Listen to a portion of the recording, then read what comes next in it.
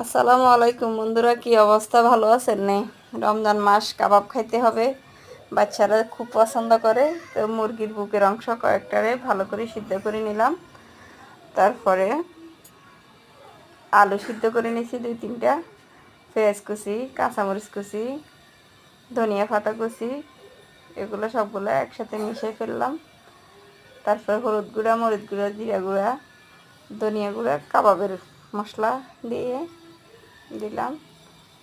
তারপর লবণ দিলাম। লবণ দেওয়ার পরে আপনার ভালো করে এগুলোকে মেখে নেব। বেসন দিব, আদা রসুন বাটা দিব, তারপরে দিব আপনার বেসন গুঁড়া দিলাম। তারপর 2টা ডিম ভাঙিয়ে দিছি, যেহেতু আমার এখানে পরিমাণে একটু বেশি। এগুলা এবারে পছন্দ মতো আপনার সাইজ করে নেবেন। আমি গোল গোল করে নিলাম।